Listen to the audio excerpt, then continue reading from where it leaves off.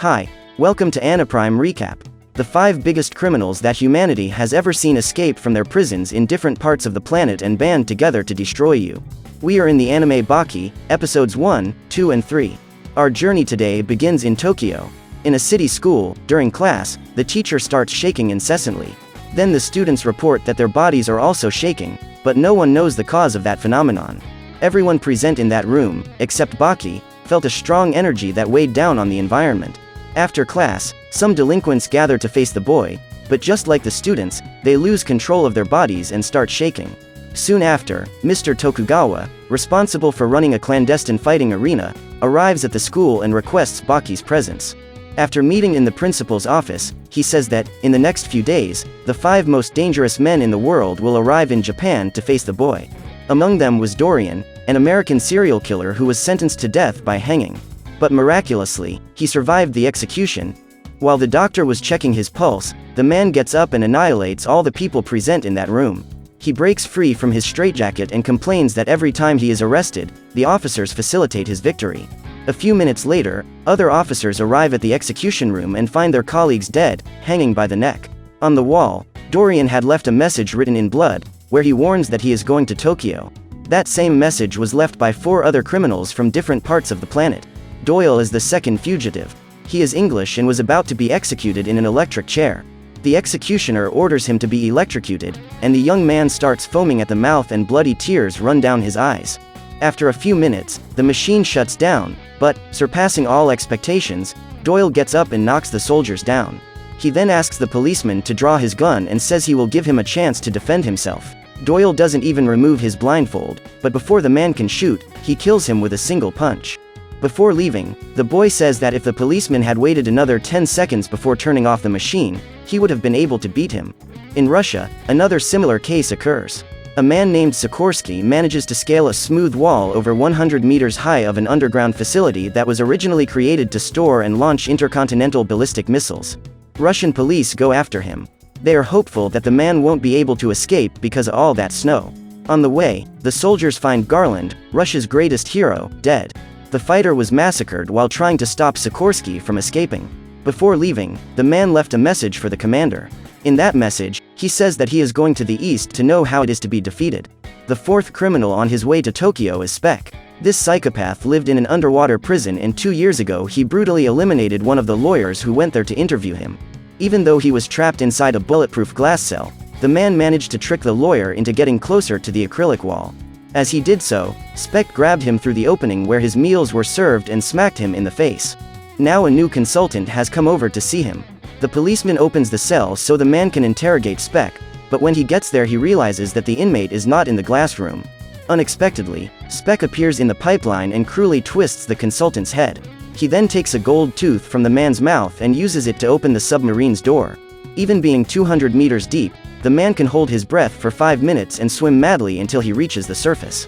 Somewhere in Japan, the 5th prisoner, named Yanagi, was being held in a glass cell capable of withstanding even a missile attack. His greatest skill is poisoning. The man who is only 1.60 meters tall was considered one of the most dangerous men in the world. Yanagi says that, to him, that cell looked like nothing more than a simple, fragile windowpane. He uses his hand to create a vacuum at one of the points in that reinforced glass wall and manages to break it. Before the policeman can stop him, the man hits his neck, causing his death. Then he blows into the other officer's ear so hard that his brain is expelled.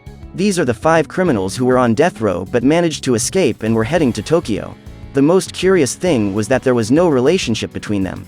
None of these 5 men knew each other, but for some reason they decided to go to that city at the same time. At the end of the conversation, Tokugawa explains that these criminals were going to Tokyo to face Baki, as they learned about his great power in battle. The first to arrive in the city was Doyle and, in the first few hours, he already claims a victim. Robinson, a professional kickboxing fighter, was out doing his morning jog when he is hit by a newspaper that causes a cut on his face. Doyle gets up and Robinson grabs him by the collar of his shirt. The boy is annoyed at being attacked so unexpectedly. What he didn't count was that there were blades in the collar of his opponent's shirt and his fingers ended up being completely cut off. Doyle's secret is that his entire body is equipped with blades, which he uses to tear apart his enemies during a fight. With Robinson it is no different. Doyle uses his elbow blade to slash the boy's throat. in the best Peaky Blinders style. Meanwhile, Baki receives an invitation from a gang member. He asks the boy to follow him and plans to take him to his superiors. Those delinquents got together to give Baki a beating. All of them were armed and ready for combat. One of them pulls out a knife and walks towards the boy, but before he can hit him, the man feels a threatening force coming from him. Somehow he knows that if he goes through with his attack, he will die a brutal death. Another guy tries to hit Baki, but he easily manages to neutralize the weapon. After dodging all the blows, the boy uses the man's own equipment to hit him. Then he makes fun of a guy who wanted to attack him with a switchblade, and finally he has to deal with an idiot who used a gun. However, Baki is surprised by the presence of an extremely tall man who appears behind the armed delinquent. That was Spec, the second convict to arrive in Tokyo. He takes the gun from that bandit's hands and shoots himself in the face several times. He then says that he learned that the strongest man ever lives in Tokyo and that he was just a 17-year-old. Spec then challenges Baki to a duel and asks the boy to shake his hand. As he does so, he realizes that it was a mutilated hand. The criminal takes the opportunity to play with the boy's emotional state, saying that it was the hand of someone he loved very much. Baki is upset and takes several hits from Spec. He can barely move. Meanwhile, that crazy psychopath continued to stomp on his face until the police arrived. Spec is handcuffed and a police officer finds the wrist that had been ripped off. He says that probably that hand belonged to the policeman who was attacked a few hours earlier, and Baki realizes that he had been tricked. Seconds later, Spec breaks the handcuffs and addresses the boy again. He says that was just a way of introducing himself and asks the boy to really shake his hand this time because soon they would meet again. After the handshake, the man kicks Baki in the face and gives an evil laugh. On the other side of Tokyo, Yuhiro, Baki's father, watches the news and is excited to learn about the 5 most dangerous criminals in the world who have come to Japan. This man is known as the strongest living being in the world. He possesses enough strength to destroy an entire army with just his bare hands. Back at the police station, Spec was happy in his cell. According to him, that would be his private hotel, as the food was hot and he had a private room. The problem was that the meals weren't enough to satisfy Spec's hunger, so the man decides to leave to go in search of food. When he returns to the police station, he goes to the bathroom before heading back to his cell. There, he meets the inspector, who tries to immobilize him. However, without success. The criminal neutralizes his attack and stuffs a Chinese roll, which he had stolen from a corner store, into the man's mouth. Dorian is the 3rd criminal to arrive in Tokyo and goes directly to the Shin Shinkai dojo founded by Doppo Orochi. This was a combat karate school, which was now run by his adopted son, Katsumi Orochi. He was doing a demonstration for his students, in which his opponent was Kaio Retsu, a grandmaster known for being the best in Chinese martial arts history. After 3 minutes of fighting, Katsumi is eventually defeated. He is proud of his fight against Kai and reveals that he invited his friend so he could help him incorporate Chinese style into combat karate. During the speech, Dorian appears. Katsumi asks him to remove his shoe before entering the dojo. Dorian apologizes. He takes off his shoes and tosses them to Katsumi. The man uses this distraction to kick the boy. He then uses his fingers to hit his eyes. As if that wasn't enough, Dorian removes the sash from Katsumi's waist and uses it to hang him.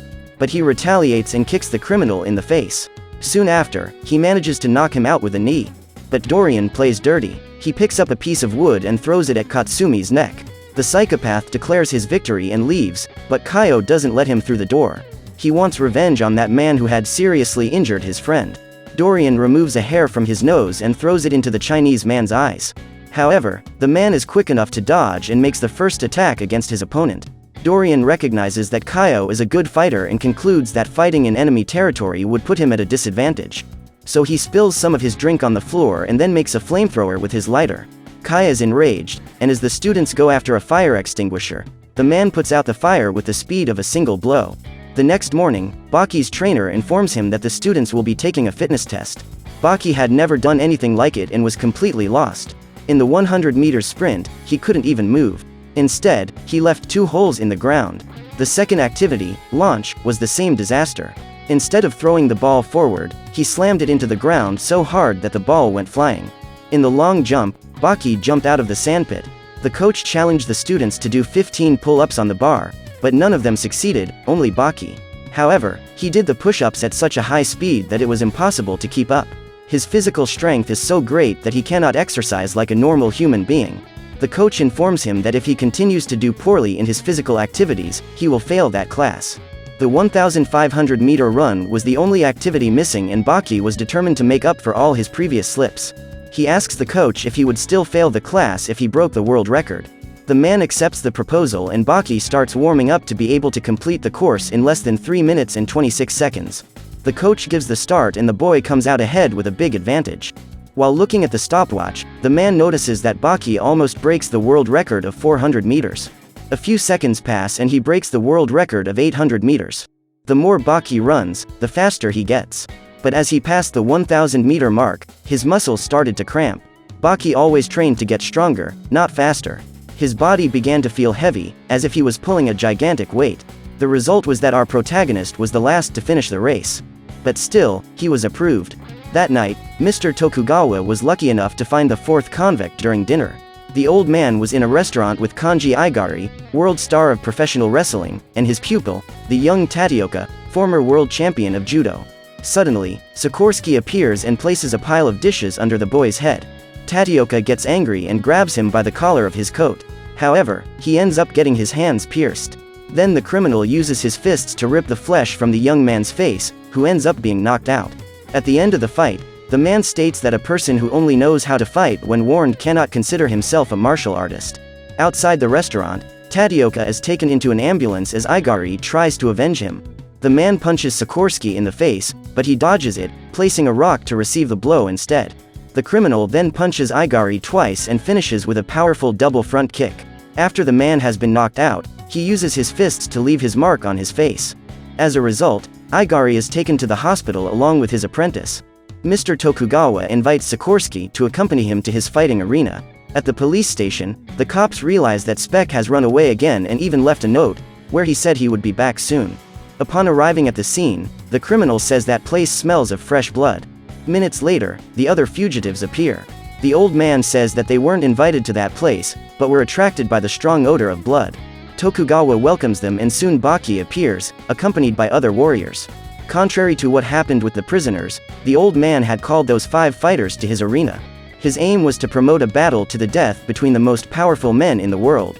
Will Baki be able to survive a hand-to-hand combat with the greatest criminals mankind has ever seen? So what did you think of this anime? Leave it in the comments below. And if you liked the video, like and subscribe for more anime recaps. See you next time.